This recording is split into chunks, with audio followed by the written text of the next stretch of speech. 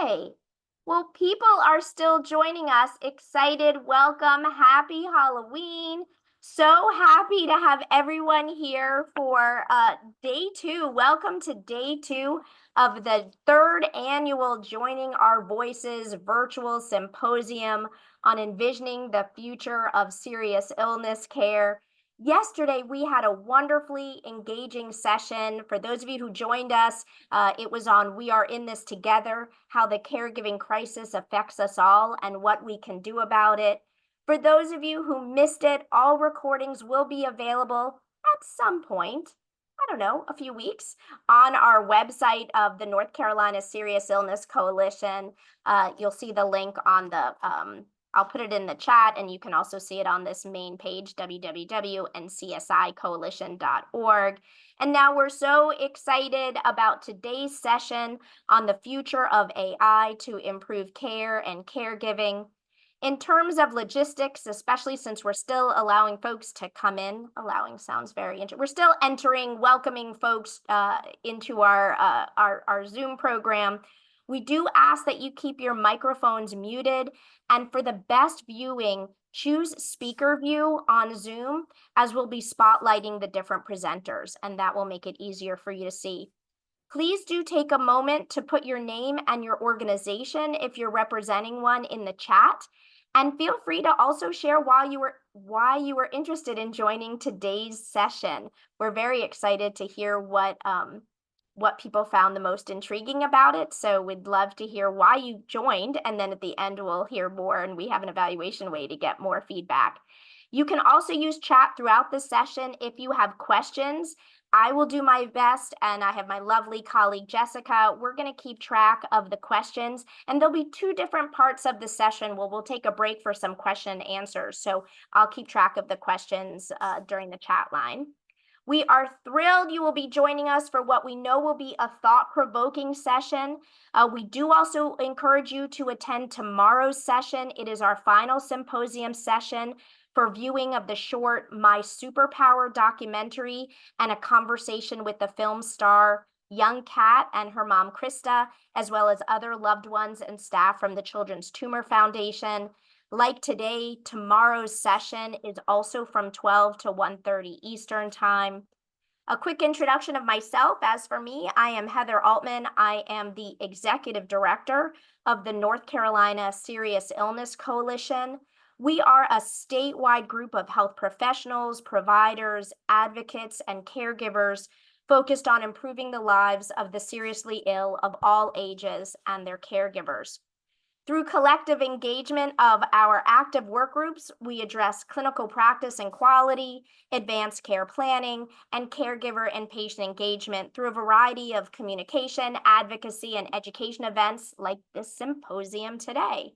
You are all welcome to join the coalition. There is no cost, and I know some of you are not from North Carolina. You're still welcome to join our fabulous North Carolina party. To learn more about the coalition, you can go to our website, again, ncsicoalition.org, or you can drop me a note in the chat with just your email address, and I'll make sure to add you to our listserv. Many thanks. A number of coalition members helped in developing this symposium over the last few months. Too many to mention, but I did want to add a few gratitudes in a moment. We're going to be turning it over now to this session. I'm so excited. The future of AI to improve care and caregiving. I am personally and selfishly so looking forward to this session and to hearing from our presenters, because I'm incredibly curious about this topic. I've actually had multiple conversations this week with folks about the power of AI. And it's kind of perfect that it's Halloween, because I do find AI a bit spooky and scary. And so I'm excited to learn more about the less scary opportunities. So you have lots of goals here, but one of them is to make me less scared and to have me see all the wonderful positivity of AI. I do want to extend some specific gratitude to all who helped to organize the event, and a special recognition to the co-chairs of the Communications, Advocacy, and Education Work Group, Steve Hahn and Connie Bonebreak, really put a lot of work into this. And really a special shout out to Steve Hahn. A number of months ago, he was like, I think we really need a session on AI. And then he brought in his fabulous colleagues at AARP, both national and North Carolina, for their insights. So Steve, thank you so much. I also want to call out special gratitude to the North Carolina Council on Developmental Disabilities. Amanda is on to help with closed captioning, and that's really special that we have live closed captioning for this event, yesterday's event, and tomorrow. I really appreciate that. We really appreciate that. And so now I am so thrilled to turn it over to our session host, Mike Olander. Mike is the director of AARP North Carolina. He is also, I didn't know this, Mike. I'm going to spotlight you. I didn't also realize you are host of the weekly podcast, AARP Without Limits. I should have known that. I've heard about it. I need to watch it. And I know through that podcast, you often explore the challenges of caregiving, a number of other topics, timely topics as well. So Mike, thank you so much for joining us. Thank you so much, Heather, and it's great to see you and to have the opportunity to do this with you. Welcome, everybody, to today's symposium. I'm very excited. I hope you all are too. And hopefully AI will not be as spooky as the start to my Halloween today, which was me backing into a parking spot at the radio station where I actually record our show. And in my rear view mirror was somebody dressed as Michael Myers with a giant knife. So literally it was AI hopefully is the least scary part of my day today. Anyhow, AARP knows that the majority of adults want to age as long as possible in their own homes and their communities. Every time we do a public opinion survey, anytime we have a community conversation on this issue, overwhelmingly, that's what people say. So I'm especially thrilled to learn today about some of the technological advancements that will help people age in place. AI-enabled devices have the potential to significantly enhance the independence of older adults in managing their health. This technological support not only promotes autonomy and self-reliance among older adults, but also helps in reducing the burden on caregivers. So if you have any questions for any of today's speakers, you can type them into the chat. As Heather mentioned, there will be a couple of breaks in between our groups of speakers where you're going to have a chance to, we'll have a chance for a Q&A, and we'll be building that Q&A based from the chat. So please take advantage of that. To help set the stage for us today, to kick us off, is Mitchell Josephson, who is the president of the American College of Health Data Management. Among his many duties are working with colleagues in understanding best practices and success principles of contemporary health data management and interviewing top leaders in the field. In past roles, he advised some of the most influential technology vendors and health system leaders and their executive teams regarding human behavior and the impact human experience has on the success of companies, products, and services. He identifies his most important work as helping align clinical, administrative, and information technology teams in an effort to ameliorate friction between technology process and stakeholders. Mitchell, welcome. Thanks so much for being with us. And let's start out with an important question. You could tell us a bit about how AI is changing the landscape of patient care. Yeah, I think that is the great, an important statement and question to really launch us into a great day here. And as I was asked to present, first of all, thank you for having me here. Heather kind of asked me to provide a 101 landscape. Can't really do that in a 10-minute presentation. It would take a little bit longer than that.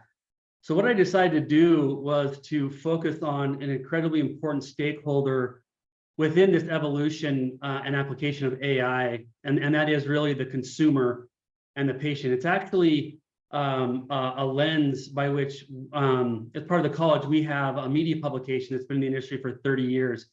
And through all the submissions, contributions that come to us, on a weekly and monthly basis, I have yet to see, groups of people really submit content that's really shining a light on how that end user, that stakeholder, is really seeing and leveraging and seeing the value in AI. And so I'm going to take a little bit of time today to just do that. As I do that, I'm only going to share through my experiences with what I'm going to call, generative AI.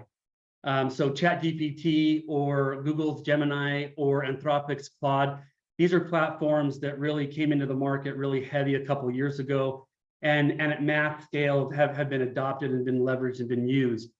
I'm going to focus my thoughts and the principles I share with you from the lens of adopting that technology as a consumer first, and then as a patient, and how it's changing certainly my life, my family's life. And I want to start by just telling a story. So my father, this past June, just passed away after about an 8-year battle with dementia. And I am in a family of 6 siblings, so 7 kids total. I was asked to be the liaison between the health systems, the specialists, the doctors, and with my mom and my father. So I was asked by my brothers and sisters to do that. And as we went down that road, I was with my mom from the very first primary care, meetings with the doctors and the nurses, all the way to the very last meeting that we had with the neuropsychologist, where I saw, not in him or his team, but I saw the dysfunction that truly exists in our system today that makes it incredibly difficult for patients and their families to navigate these very, serious and hard, diseases to deal with. And actually saw that doctor at the end of our journey, where he kind of just said, there's nothing more I can do for you.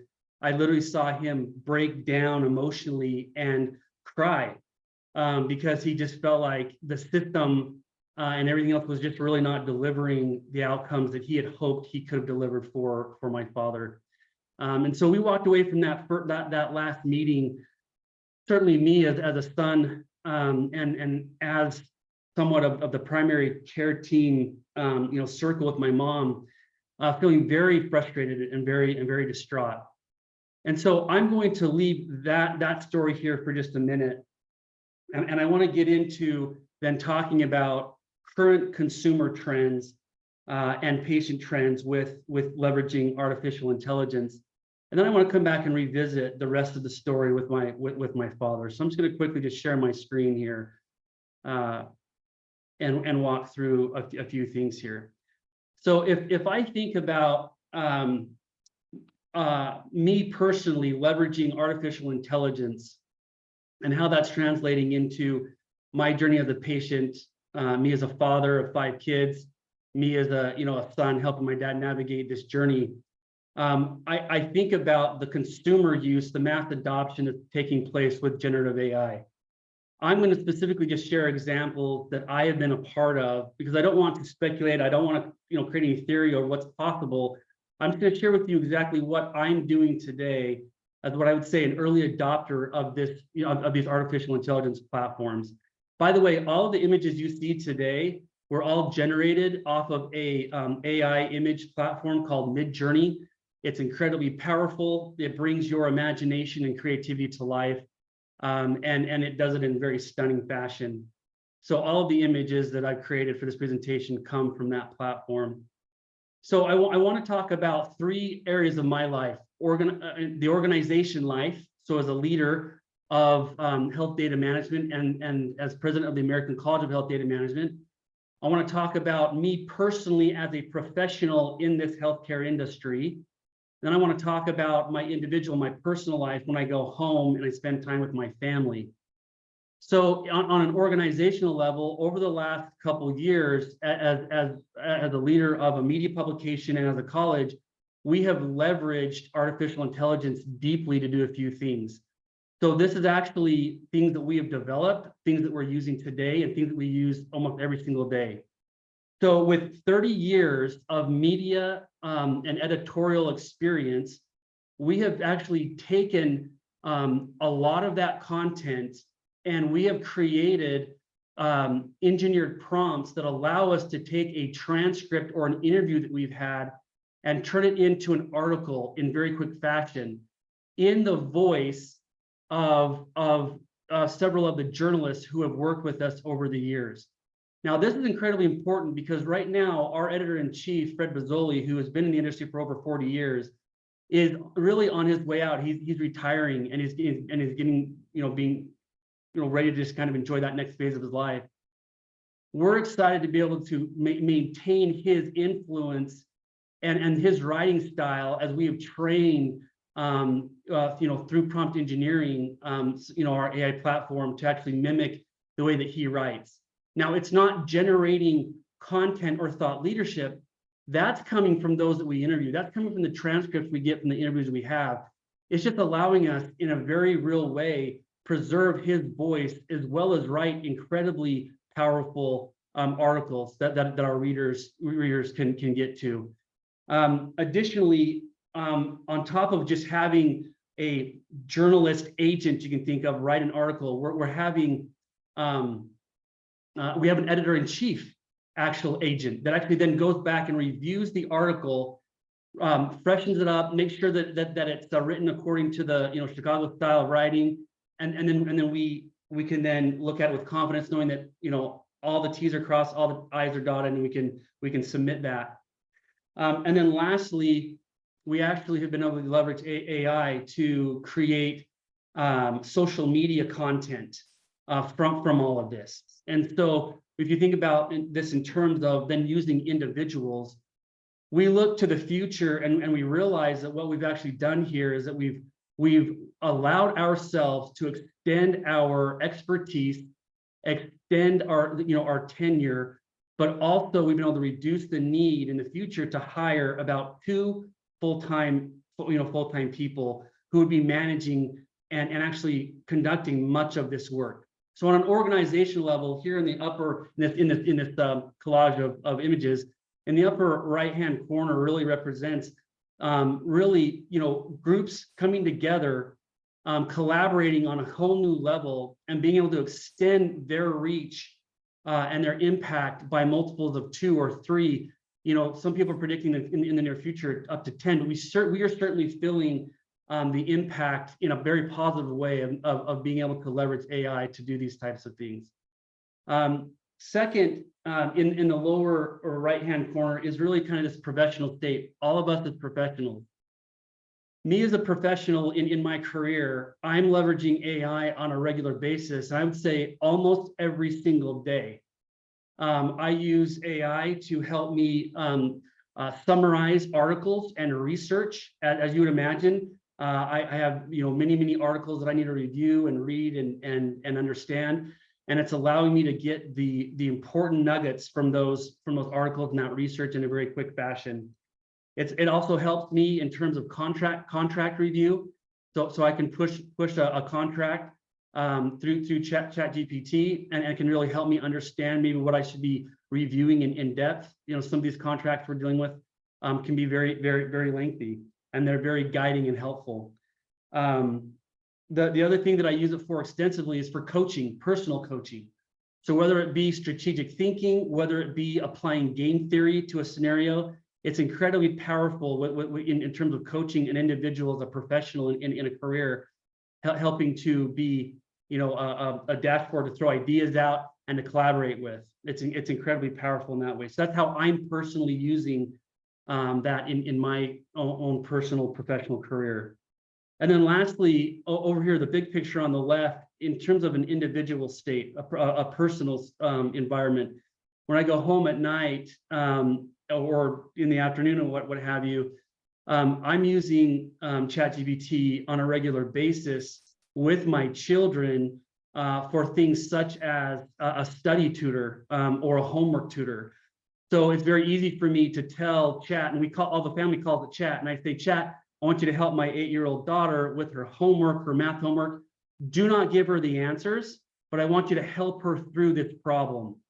And so then my daughter will engage with that audible engagement, and it's been incredible to see how that has been very helpful in that regard. Additionally, it's becoming for my older daughter a way to create practice tests that she's taking some high school courses, some college courses, It allows her to create study practice tests as she's getting ready for some of her exams. It's very, very powerful. The last thing I'll show you, which represents this picture, is we actually now have a family fun experience we do this about once a week. We'll actually have ChatGPT start us off with a choose your own adventure story that then we will go in and add to it. And I kid you not, just 2 days ago when we were doing this, I was laughing so hard, not just because of the story that we were all able to add to and the way that chat was able to take it and elevate the story in a very, very fun way, that it was just so engaging. And I looked around my bedroom as my two youngest daughters were gathered with us, in the storytelling session. It was incredibly human, it was incredibly collaborative, and it was incredibly just powerful is the word that I could describe. Now, why do I tell you these these stories and these examples when not a single one of them relates to patient care? And that's where I want to bridge the gap right now as we talk about how we bridge the gap here. So it happens as we've evolved through the different iterations of these AI tools. At first, what would happen in the early days, so this was November of 2022 is when these platforms really came out and started receiving mass adoption. It was very much like you were engaging with a very faceless, like robotic, you had to use hashtags to really or asterisks to really identify the content you wanted it to focus on within the engineered prompt you would create. It felt very much like I was coding in some type of language. But then came along this middle image where we're talking about Chat GPT-4 and that genre, where the engagement, the prompts, the engineered prompts that I would create were more collaborative in nature. I could upload documents for ChatGPT to review. It was still robotic, but it was much more tangible in terms of that engagement. So I'd classify kind of that third generation of prompt engineering very much collaborative yet robotic. Now, in this third generation of engineered prompts, I'm literally rarely typing. I am now talking. I'm now talking to chat through my phone and having a normal conversation as I would with a normal human, and I am able to articulate points, have it go back and rethink about what it answered me on, and now it feels like more of an emotional conversation, which is kind of representative over here on the far right. From the laughter, it actually has emotion. It'll laugh at things you say, but it feels very, very human. And so this is where I want to bridge the gap. As I kind of round this out and talk about this closing story with my father, if just bear with me here for a minute. As I went home very distraught and very frustrated with my father's prognosis and just knowing that he was end of life and knowing that I really didn't get the answers I needed, or really the value from the healthcare complex that I had expected. This was the same time that ChatGPT was just really being adopted in mass. And so I actually grabbed ChatGPT and I actually went in and I asked it a few questions to better understand my dad's dementia state, because he had been diagnosed with 5 different dementias. And so they really didn't have a definite one that they could hone in on. But after learning more and more about my dad's dementia, I actually turned my focus to how am I going to explain this to my kids, to my 18-year-old daughter, to my 15-year-old son, to my 12-year-old daughter, to my 8-year-old daughter. And as I asked it, this question, how can I just explain dementia to my children? What was really impactful to me was how it suggested I explain this to my 8-year-old daughter. And here on this screen is exactly the output from ChatGPT. This would have been back in the fall of 2023. I asked it, how would I describe in a story the dementia state that my father is in? And so you can read this and see that it gave me an analogy of a train station and trains. So this is where I sat my daughter down and I explained to her, I said, sweetie, grandpa, and because she had a very, very close relationship with grandpa. And I said, sweetheart, grandpa, and I just read this to her. And after I read this to her, she stopped and looked at me and said, oh, so you're telling me that grandpa's the same grandpa? And that's what she said to me. And I thought, yeah, grandpa's the same grandpa. And so the next time we went and visited, instead of being scared or hesitant or nervous, she ran right up to grandpa, gave him a big hug and kissed him on the cheek. And just came, and just said, grandpa's the same grandpa. It was just such a beautiful moment. And so as I reflect back on that situation with how much I've used ChatGPT, the consumer adoption of, and then the translation that it takes as we think about how it impacts the patient and the care team around that patient and their families, the real value that I experienced, the outcome and the value that I received, and really the most human touch that I experienced to that entire journey with my father came from a $20 a month generative AI platform that was able to help me describe to my children what was going on with grandpa and the incredible human experience that created for me and my kids. So I'll just close my discussion there. But that really is kind of the state that AI has gotten us to. It's incredibly fast-paced. If we had another discussion in another month or two, in terms of how realistic and how humanistic these AI platforms are becoming, it would be a different type of one-on-one AI conversation. So Heather, I'll turn it back over to you. Thank you, Mitchell. That was fascinating and a really creative illustration of just the tip of the iceberg of what how AI can help us in these spaces. We're next going to hear from Ashley Gross, who's the CEO and the founder of AI Workforce Alliance. Ashley consults, teaches, and speaks on how AI can transform businesses and help them succeed by aligning AI projects with clear business outcomes and teaching and advising leaders on using AI for long-term success.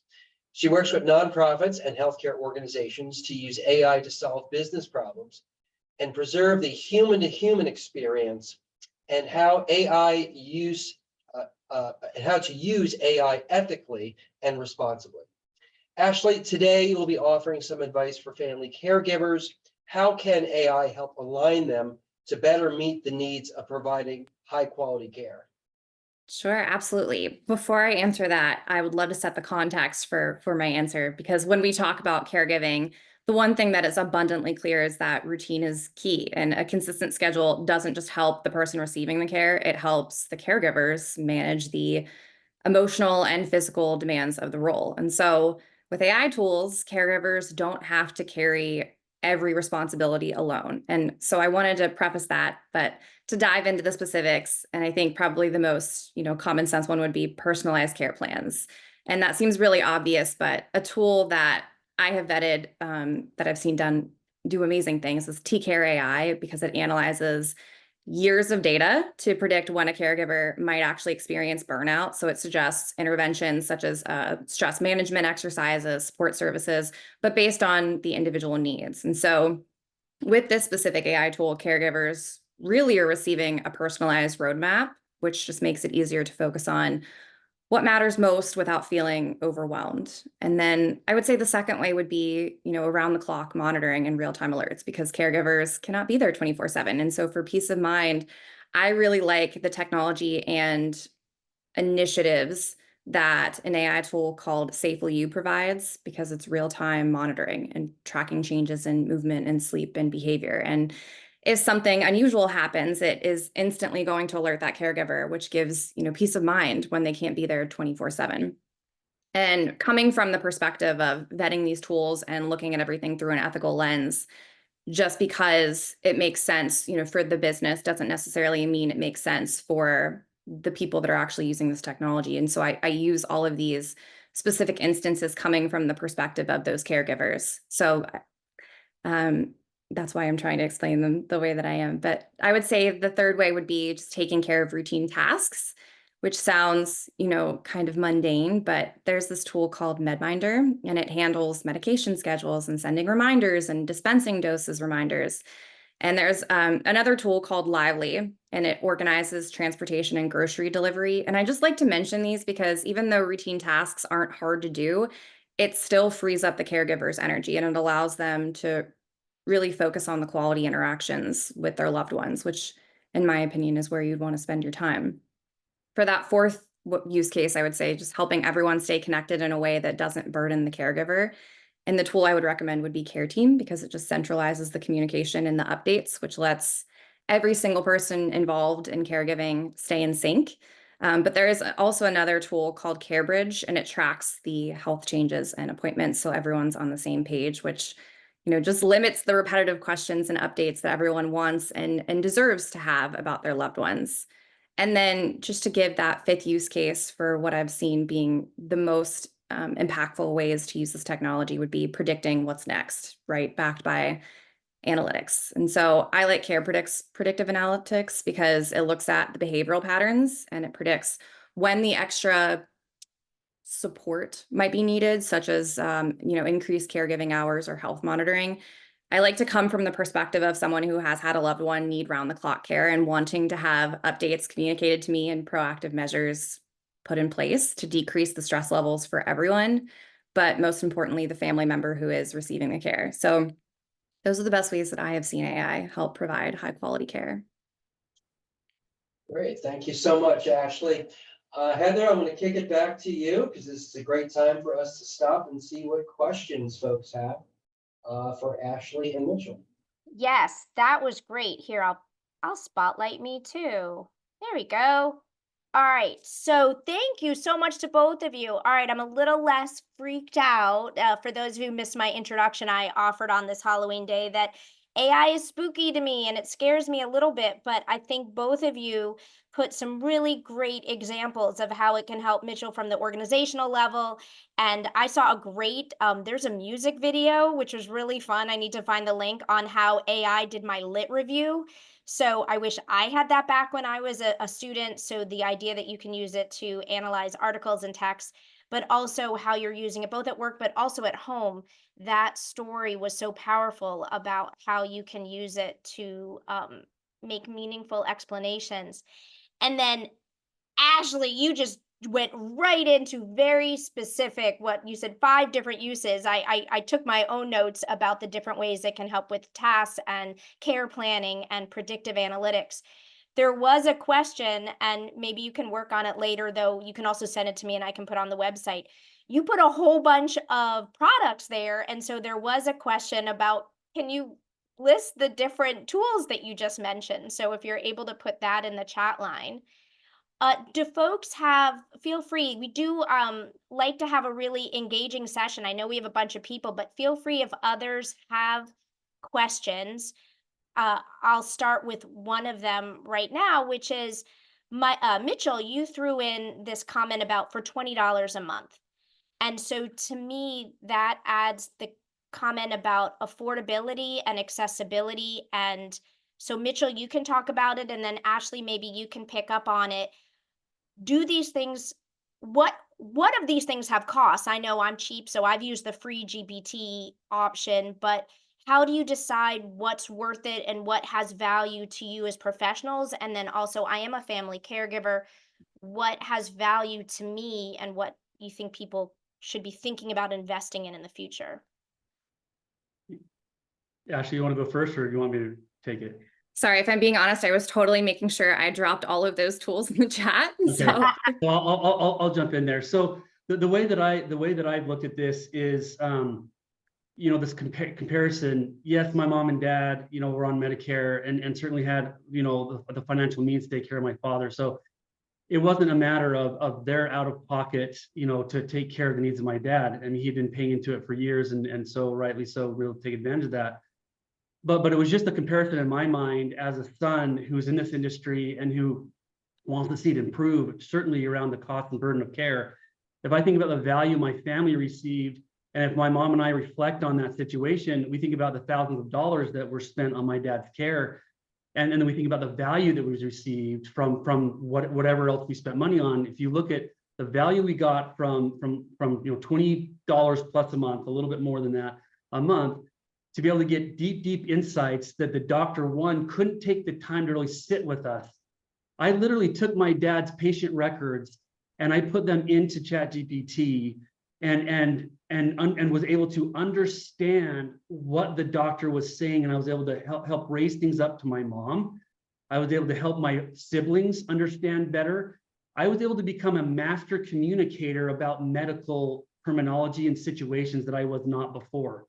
And so you talk about the empowering, the empowerment it gave me at $20+ a month, and then the value I received from that, was huge. Now, there's obviously ethical considerations and being safe with putting that type of data into that platform. But I'm not gonna be honest with everybody, I was desperate. I was asked by my 6 siblings to be this guy that came in and helped translate for everybody. It was overwhelming. It was incredibly I was desperate. And I think a lot of patients and their families are desperate to the point where I will find anything to just help me better understand my situation. And I believe that is what ChatGPT and other AIs are doing today.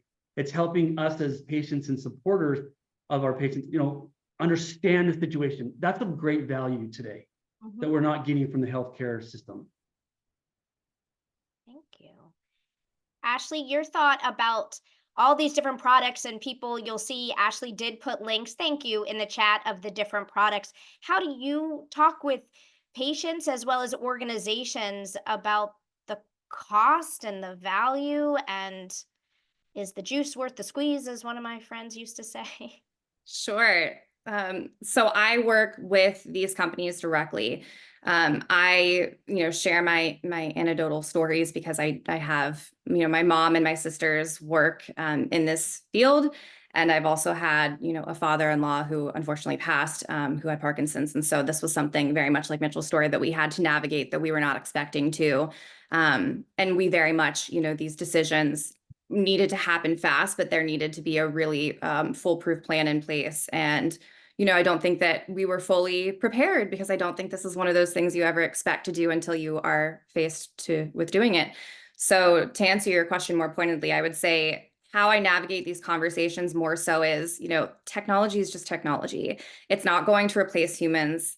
It can't replace humans. It's not ethical to think of these tools being replacements. I very much coach the businesses that I work on with using technology to be proactive, because there's lots of things like using AI and having it analyze a bunch of data points to figure out that maybe just because somebody is coming in and they're saying these are their symptoms, maybe a regular human who has, a shift and has to see anywhere from 12 to 24 folks in one day doesn't have the time to go back through their records and see what they've come in with in the past and connect those dots, because they just might not have the time or the resources to do that within those short bursts of time that they're seeing the client.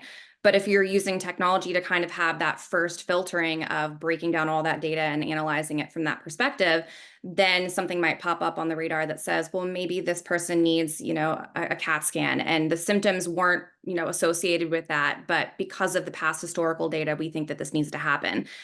When you put it in terms like that, is there really anything that could replace that? I'm sure the technology isn't necessarily cheap. We're looking at the worst iterations of generative AI that we're ever going to see in our lifetime. But the price of someone's life and being able to mitigate a health risk using the technology is absolutely worth it. And how I have these conversations with these vendors is, they have great products, they have great services, but getting them in front of the consumers that need to see them and having that storyline match what they're going through, so that they understand that this isn't just somebody trying to push an agenda or a product or a service and actually trying to help them. That's where I explain the cost to them, because this isn't just technology and it shouldn't just be bucketed with the CIO. This is integrated into the core of every single business because it affects every single layer of it.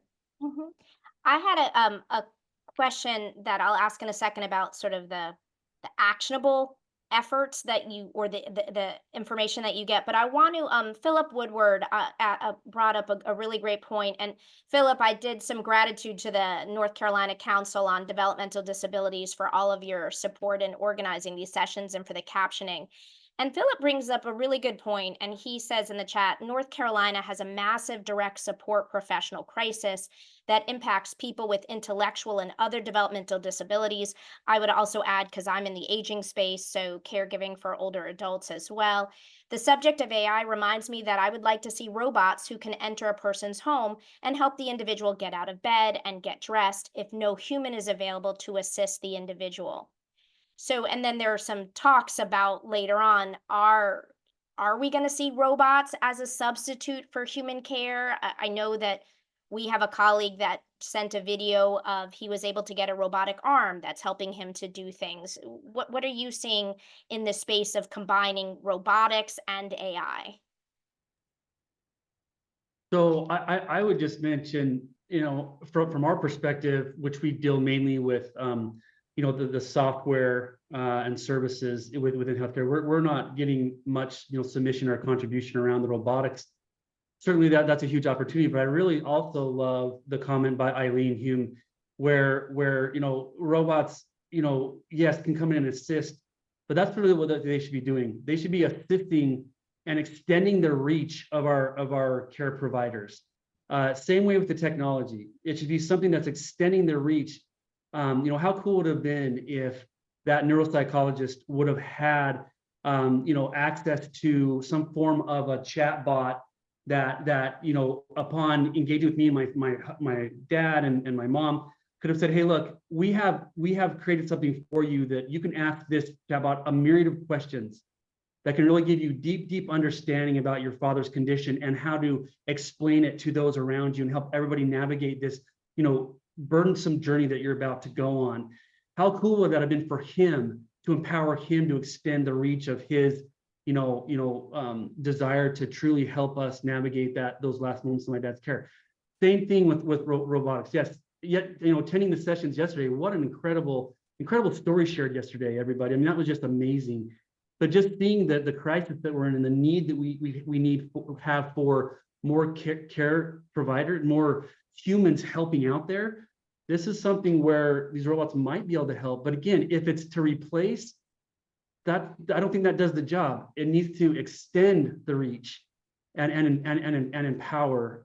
That's the way that we're thinking about it over here at the college in terms of technology, not to replace, but to enhance and extend the reach. I love that. I'm making note, not to replace, but to enhance and extend.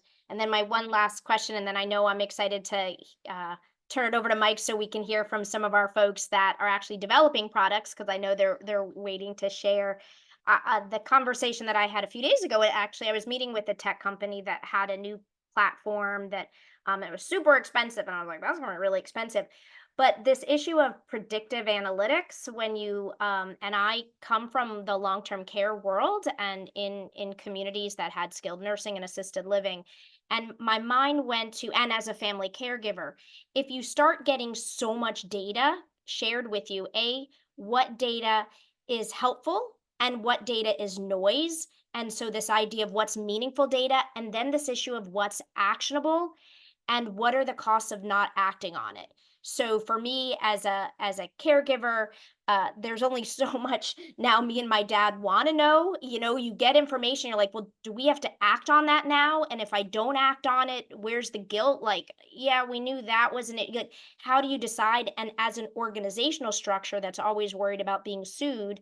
So what happens when someone well, lots of people are going to be predicted to fall, or lots of people are going to be predicted that maybe their chronic disease is getting worse.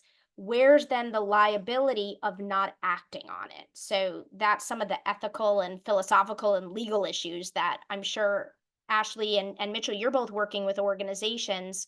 How much information is too much, or then opens you up to, I watch a lot of TV. I'm not a lawyer, but like opens you up to like, oh, well, you should have done something different. That's a great question. And I think it really depends on every single business. This is kind of a weird time that we're looking at where there's lots of technology and there's no way for us to put it back in the box. But at the same time, right now, it's half user accountability. So if you're going to be giving this technology your data, you should have a very good understanding of what's being done with it, where it's being stored, how long it's being stored, all of the non-glamorous conversations that people, tend to not think about. But also the other 50% is holding these service providers accountable. Because to your point, just because they do have all of this data doesn't necessarily mean that they are using it ethically. And there's still a lot of a gray area on how the technology actually is being trained. Your point earlier was, are robots going to be taking care of people? And I mean, Elon Musk already created a humanoid, called Optimus, that's folding laundry and is touting that they can do all of these things. That doesn't necessarily mean that everybody should go out and get it. I think that everybody should think about their data and what they want to do with it, and what meaningful actions can be taken with it on their own. For me, I'm all about proactivity. And so that's the lens that I try to take from a personal standpoint, but also from a business standpoint. So I always say, if you have a bunch of data, I do want to know what the likelihood of, getting certain diseases looks like, and what I can do to mitigate those, and what is hereditary and not, and genetics and all that fun stuff. To somebody else, they might not want to know all of that. But I think, to answer your question, there's a line, and I think everybody has to decide that for themselves, as we are also watching federal and soon, states have a harder opinion and legislation around it. Mhm. Yeah, I would just mention that I just had a call yesterday with the Chief Information Security Officer, and he was talking about a new imaging technology that they were experimenting with, where they actually uncovered several patients that they could have diagnosed, if not months, years earlier, that they actually had the first signs of cancer.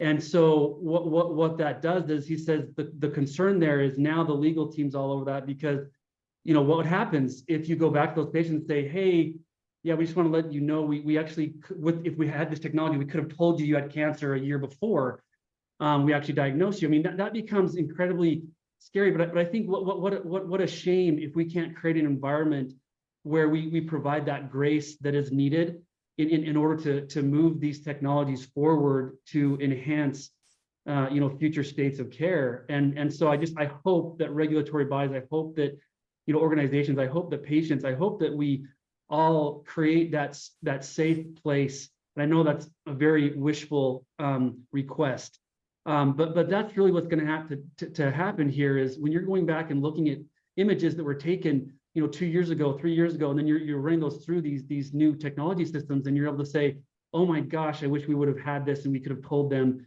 I mean, it becomes a really potentially empowering conversation, but also nerve-wracking at the same time in terms of legal ramifications of that. Mhm. Well, this was great. I know we need, there's a lot more we can talk about, but I know we want to bring in our other panelists, and Kelvin is one of them. And he put a great quote in the chat: "We are drowning in data and starving from insights."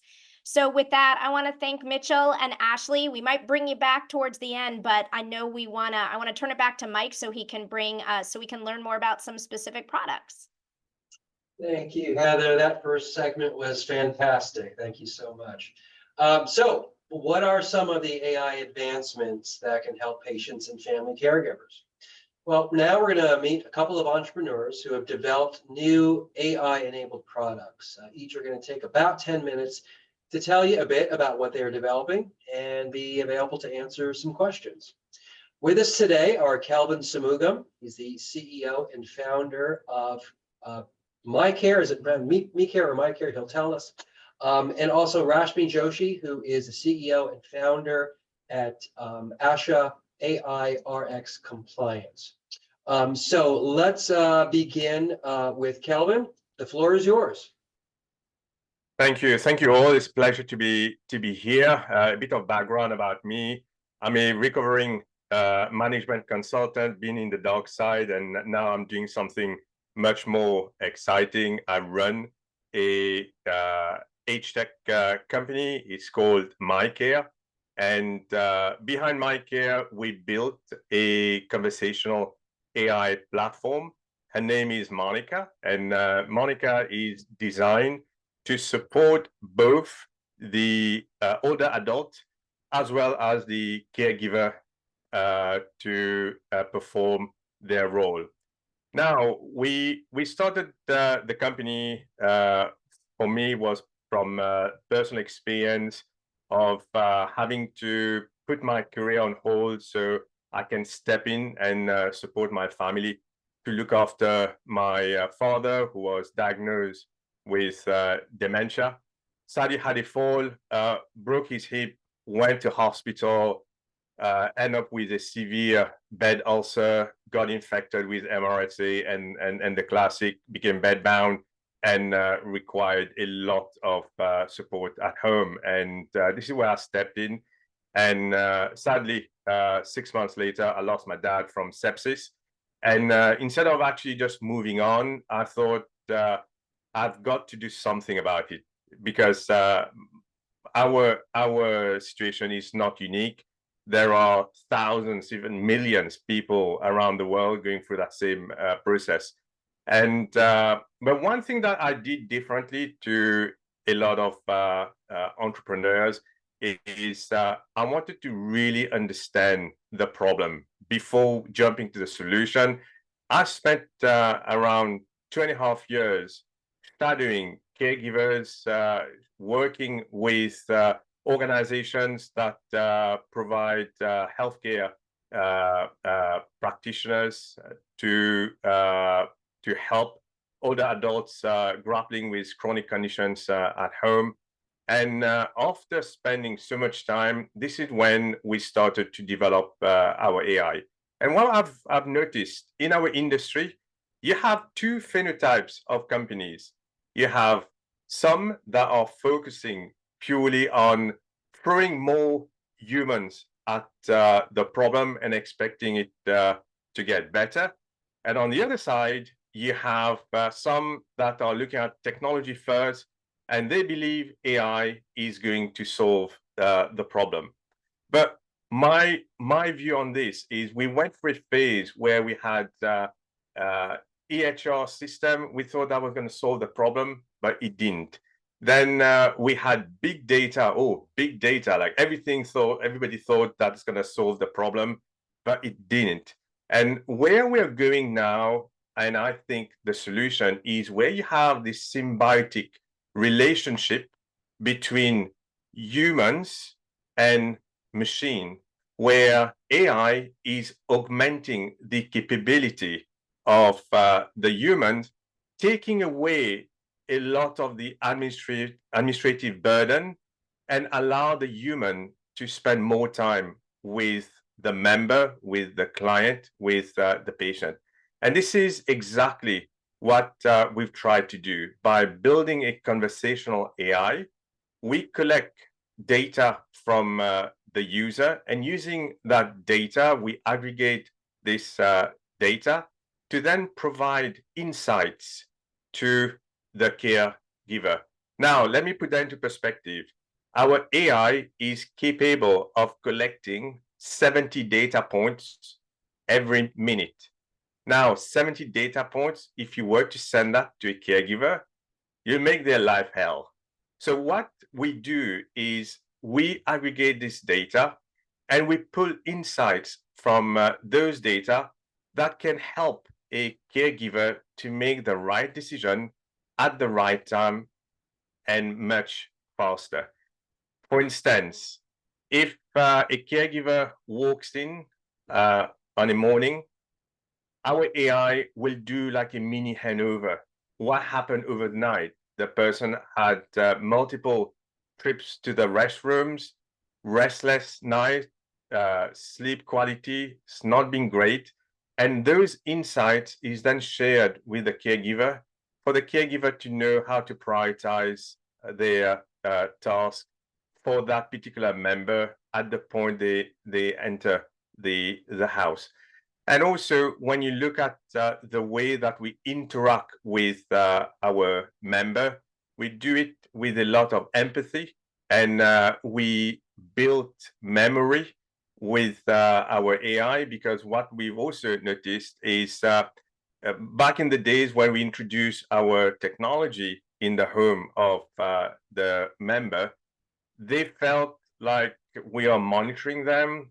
They felt that AI is there as the enemy. And we've had to learn how to turn this around and how to give them utility.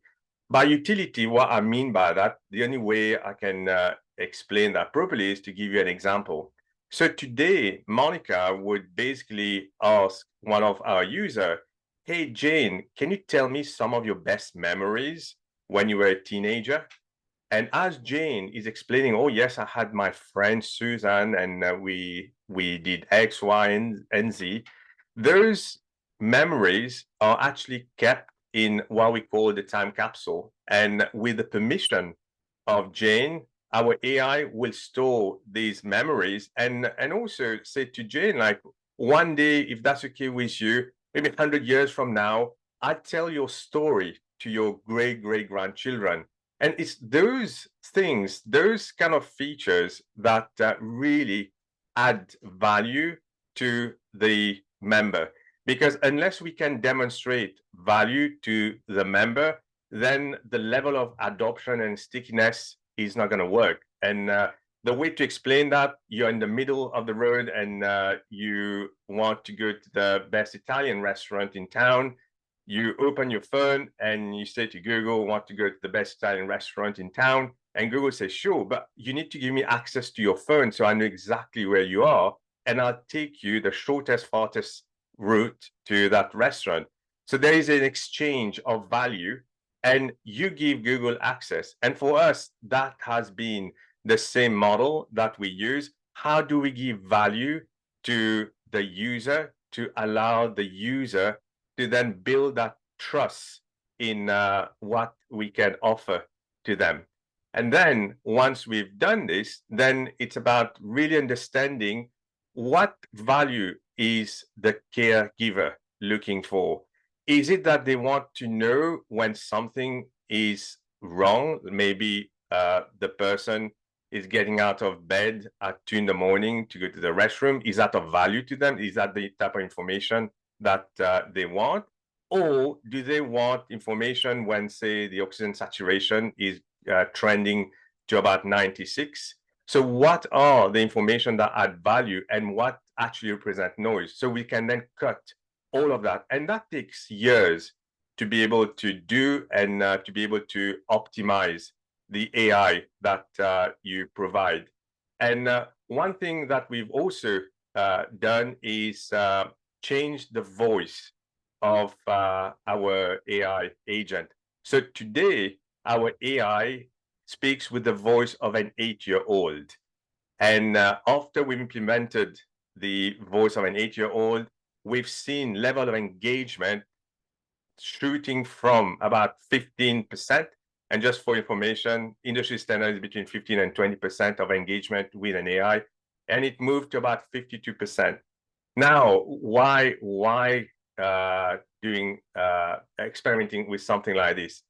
And that's because for us, it was so important to be able to build that rapport and to be able to create that strong engagement between the user and the AI, because when the AI is recommending the user to hydrate or take their medication, it's important that they take it, because those are the tasks that the AI can do and take away that burden from the caregiver. And the reason why it happened is because the older adult feels that an 8-year-old is very innocent, but also it reminds them of their own grandchildren. And that those are the things that we're doing today to improve how AI can fit within the context of the home and help both the user as well as the caregiver. But also you need to make it fun as well. So for example, one of the features our AI will do is, like, when the caregiver is around, none of our users want suddenly the door to open and someone just walks in and catch them by surprise. So the AI has the ability to sense that the caregiver has parked, is around, and will inform the user, caregivers is about to walk through that door, get yourself sorted. And those are the tiny things that actually build that that trust and rapport. And once you build the rapport, you then use that relationship to influence behaviors, change certain habits from eating, exercising, and sleeping. And this is where you can also drive the health outcomes that you need to drive. By way of, in terms of affordability, think of our solution costing $1 a day compared to having to be moved to a senior living facility or in a nursing home.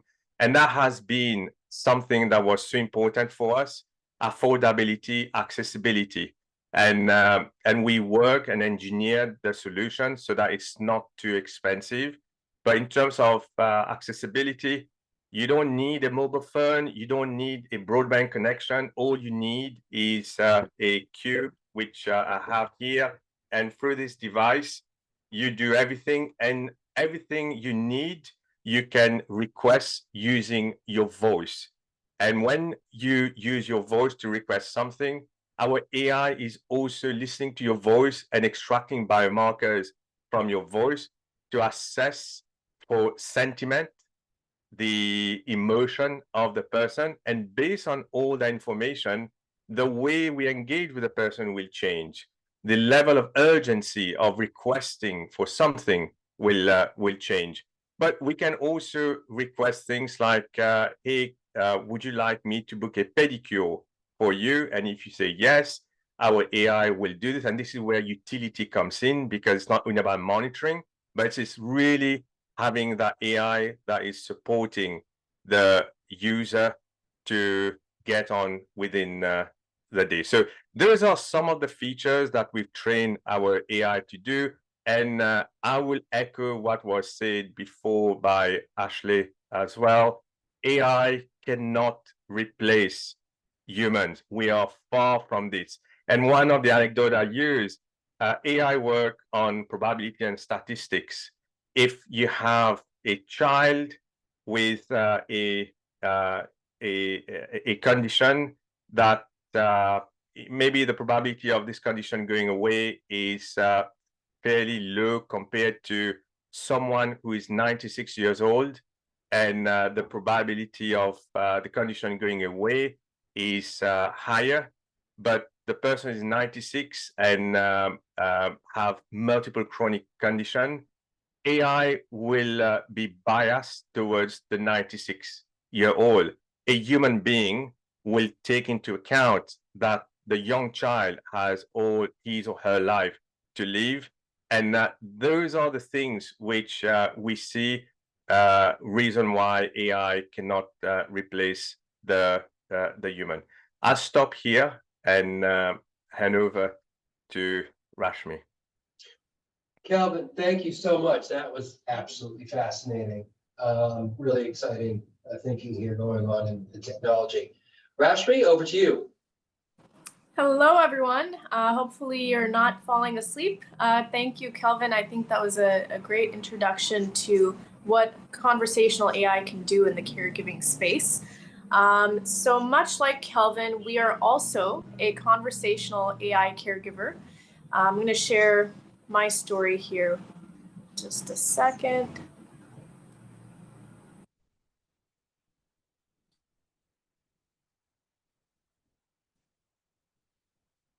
Okay.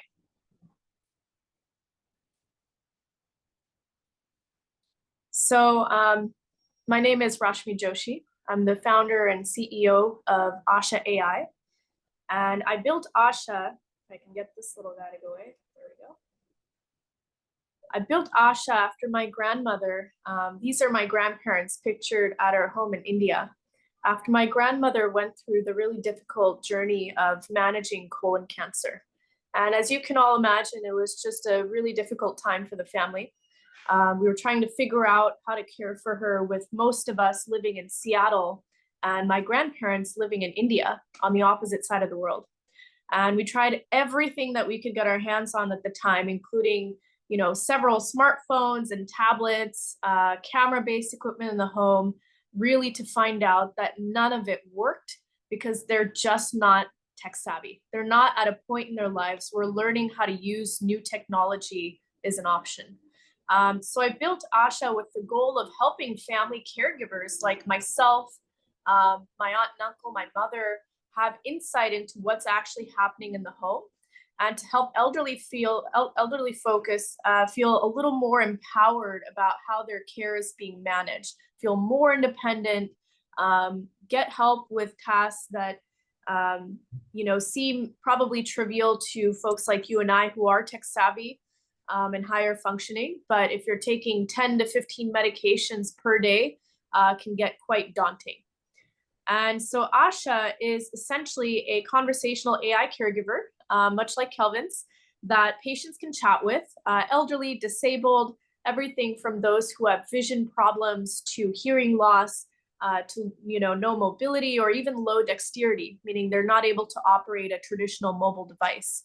We're device agnostic, so you actually don't have to learn how to use a new piece of hardware. You can just use your, you know, iPhone or iPad. Currently, we're coming out with an Android application in the next month. And then we're also working with a number of home health devices so that you'd be able to do Asha through things like your smart TV as well.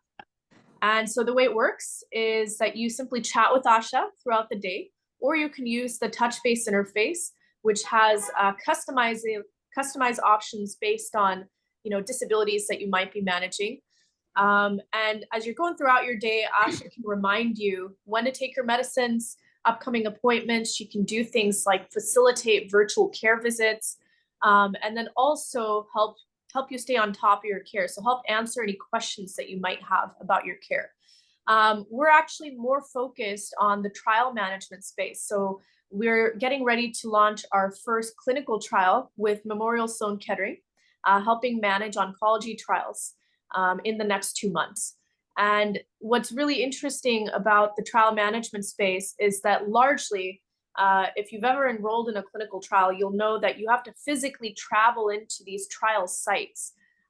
So you're having to either stay in town. If you're in New York City, you'll have to get a hotel, or you might have to actually travel into that trial site several weeks or several months to report your outcomes, do the onboarding, participate in the consent, and things like that.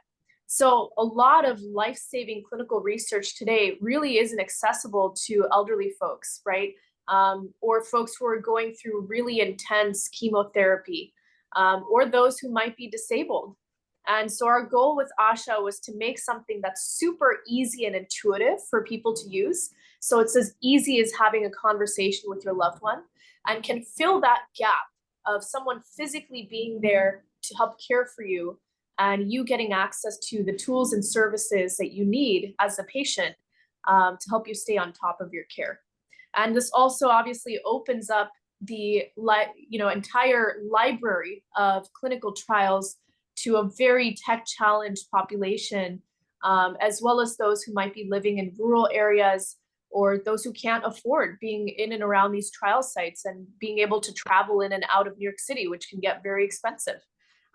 So that's really why we built Asha, is helping elderly folks and those with disabilities to stay on top of care, and to not feel like a burden, right? Because I think once you're going through that end of life journey, you want to feel like you're still 30 years old and you're still on top of the world and you can care for yourself.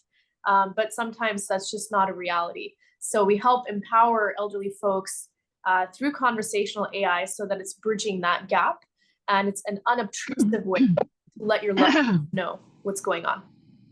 And the great thing about Asha is that we also directly pull in information from devices that you might be using. So for example, if you're diabetic and you're using a continuous blood glucose monitor, we can pull in that data into Asha and cross-reference that with your health chart to actually share recommendations on, say, things like meals. Let's say you are a low sodium diet for a heart condition, but you're craving mac and cheese. we can actually come up with meal suggestions that fill that craving, but do it in a healthy way that fits your medical diet. So there's a lot of different ways that we can customize use of ASHA based on your particular care needs as the patient.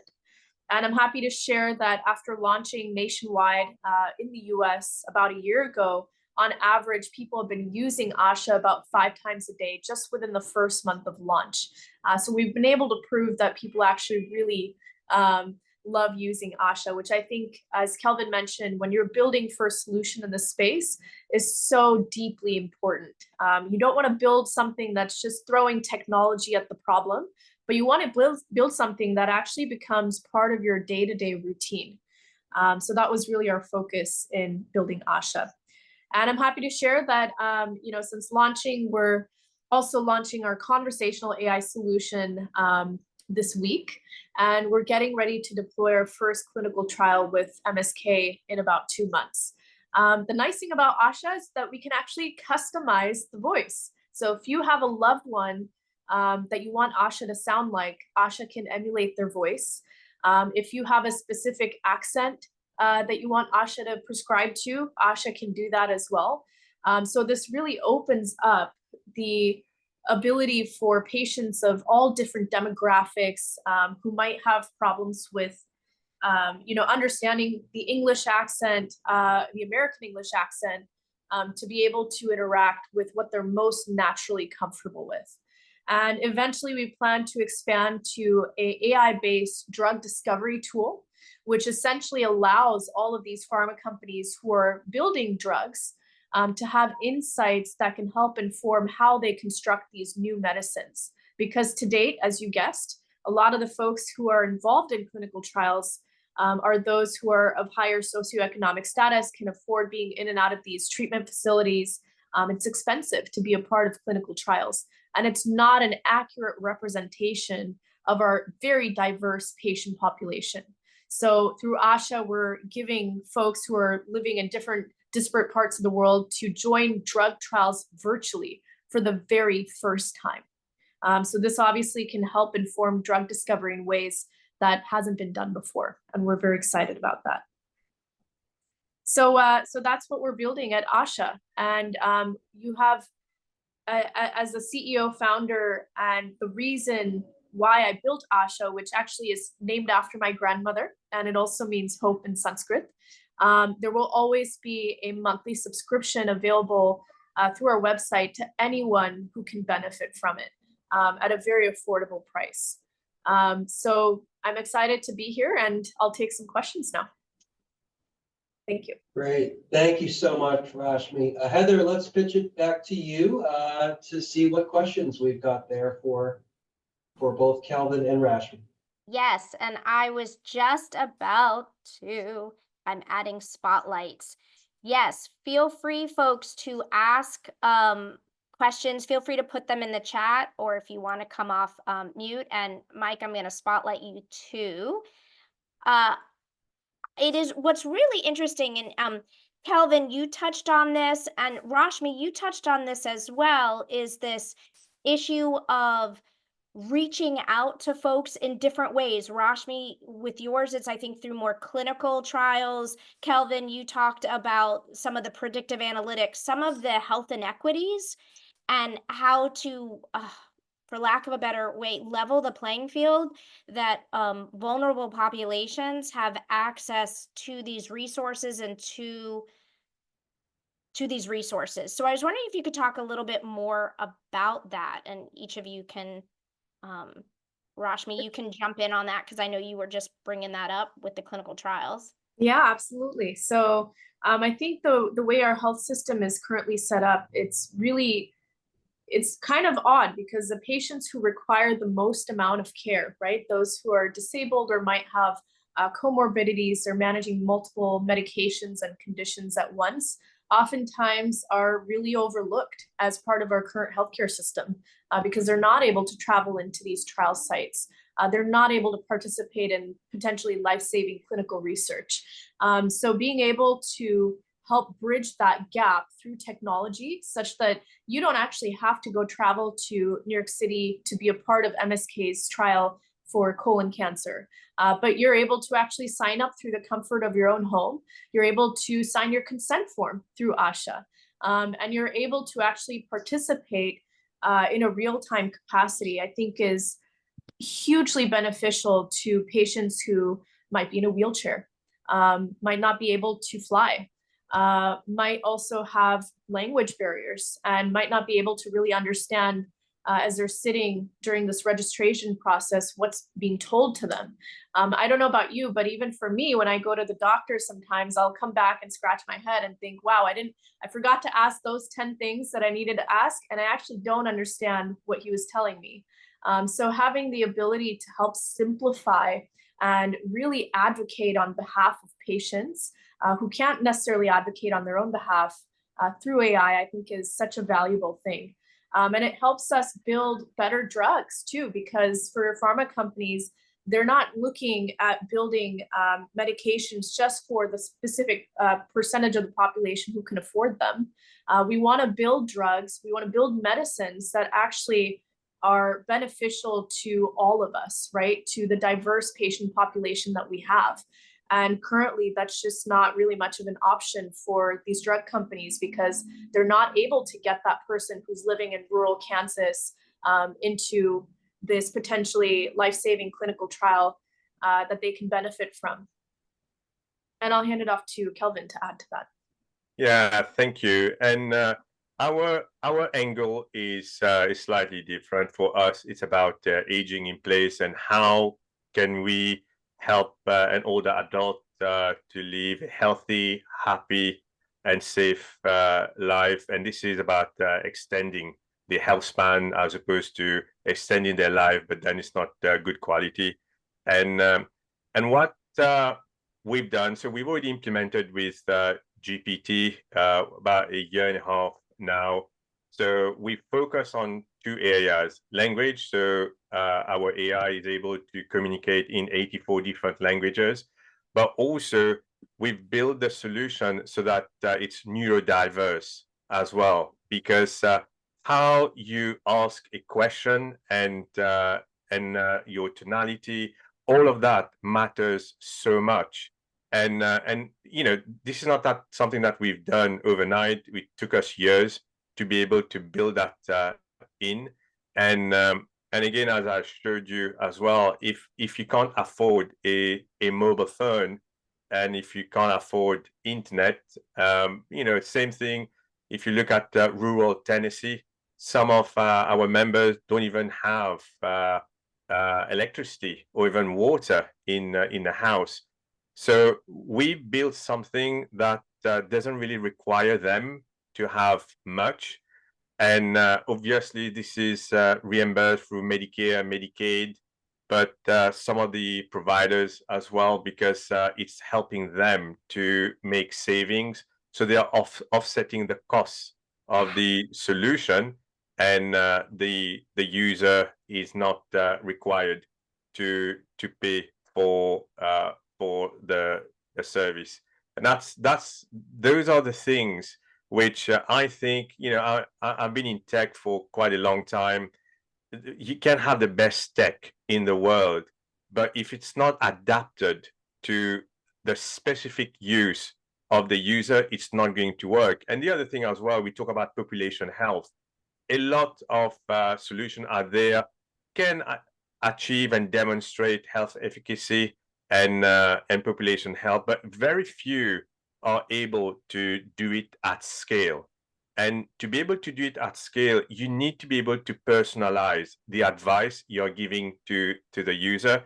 So today, if you ask GPT, I feel weak after meals, GPT will scrape the internet, and that could be hypertension, that could be food allergies, that could also be diabetes. But if you're able to access the electronic health record of that user, you know the level of the HbA1c, you know they've got comorbidities, then only you can personalize the information, but not only personalize the information, but you can also then coach them. How do you keep your glucose swing from happening too often? And that is when you know that you're making an impact. It's about being able to help them and guide them through the process in a way that they can understand, they can relate to, and it's easy for them to follow. Mm-hmm. Thank you so much. I know we have, that was helpful. I know we have a question from Mike that I'll read, though Mike's on. Mike asks, and then I have another question. I'm curious about the possibilities that can come from AI helping people navigate our very complicated healthcare system. Yeah, so I can take that. So we're working with Mayo Clinic at the moment to try to codify a lot of the workflows, and again, the patient can be guided through step by step of some of the workflows that prevails across different health care providers, from a hospital system to a senior living accommodation, because that can be quite overwhelming for the user, because the advice they get from one may be in conflict with the advice they get from the others. So with AI and its ability to consolidate and rationalize all the information, the patient can be guided through that process. However, that's from a technological perspective. There's also the regulatory perspective, but that's going to be a whole lot discussion for another day. Rashmi, did you have thoughts about that? Yeah, so I know for us, we really act as a patient advocate. So because we're able also to pull in that patient's health chart. So every ASHA user has their own learning personal health record through their profile. So they have all of their physicians in there.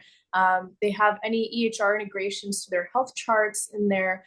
And we're able to pull in all of the data from different care providers in one place. And I think that's hugely important because, as Kelvin mentioned, fragmentation of care still is a huge problem today. A lot of people have, 5 or 6 different physicians who might be part of different health systems. And those physicians aren't necessarily talking to each other to be able to understand how best to care for this particular patient. So not only is it a huge value to the care team because they have insights on who's actually prescribing what, regardless of which health system they're a part of. But for the patient to actually understand, even who do you go to when you have a specific question. So ASHA is able to actually intelligently help guide that patient to the appropriate care team member based on whatever health question or issue comes up. So I think that's really important because as a patient advocate, you really don't have a ton of insight today. Even your PCP might be at odds with your health system and might have a very limited window to chat with you. They can't always hop on the phone and tell you which way is up. So being able to bridge that gap and serve as an advocate so that you're triaging patients to, let's say, a endocrinologist if their insulin levels are spiked. Or if it's a heart condition and it's related to something they've been diagnosed with before, we might send it over to their cardiologist to make sure they have the access to care that they need. So I think AI can definitely bridge that gap, especially the way that we're doing it through ASHA. And it's something that I think is a huge gap in the system today because most of us, myself included, don't really know who to go to when we have a health question. Do I need to go to the ER? Do I need to go to the urgent care center? Do I need to go to the PCP who might not have a visit available for 3 months from now? All these are questions that ASHA can really help guide patients and family caregivers through. Mm-hmm. Well, thank you so much. Super helpful. I do want to call out, Mitchell, I almost spotlighted you, but I see that you put a really thoughtful response in the chat line about this navigation, and I'll summarize it super fast, that there's also 3 other layers. The first layer is being an informed patient, and I think you gave that great example, and so did Rashmi about your families. So being able to study and understand things before the doctor's appointment. The second layer is how to navigate primary care to specialists. Which, I know I see that in my own life, which specialist are we going to talk to? And then the third layer is navigating and understanding the services and service providers that are actually available in your area. So I hope I did a good job doing a quick summary of that. I know we're in our wrap up phase, so I'm going to turn it over to Mike to do a few closing comments, and then he'll shoot it back over to me. But thank you, Rashmi and Kelvin. Thank you. Thank you. Thank you, Heather.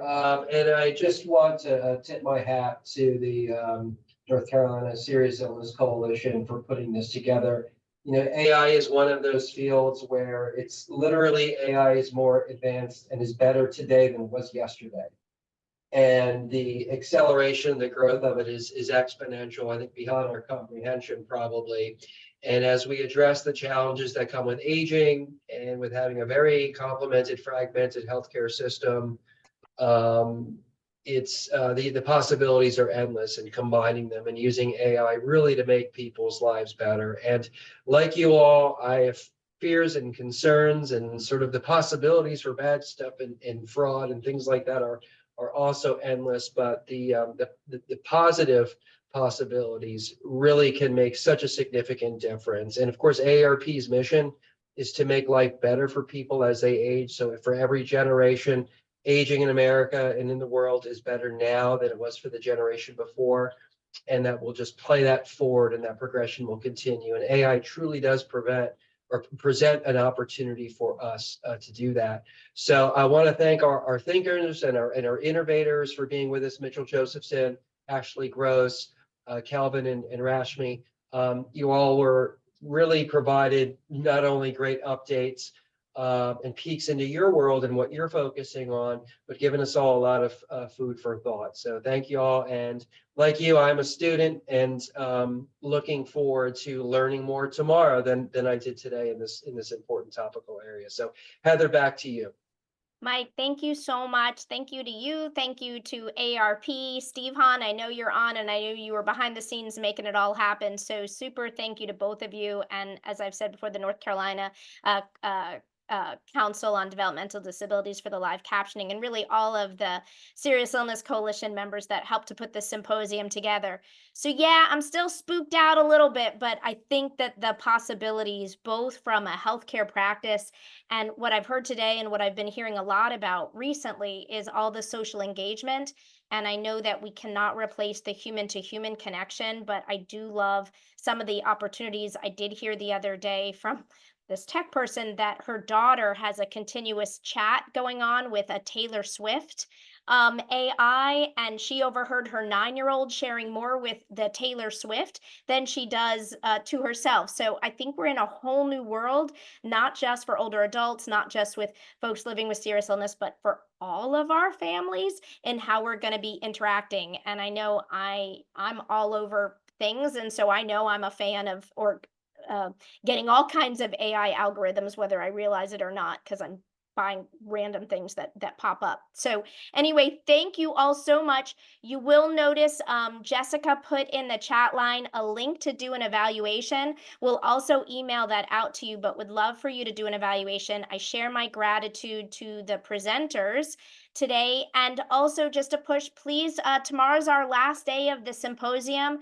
Different topic, a much more intimate topic, looking at one young woman, Krista, and her mom, Kat, and her mom, Krista, and viewing. So excited. We have a screening of the My Superpower documentary made available by the Children's Tumor Foundation, and really being able to dive into the living with serious illness and the caregiving perspective.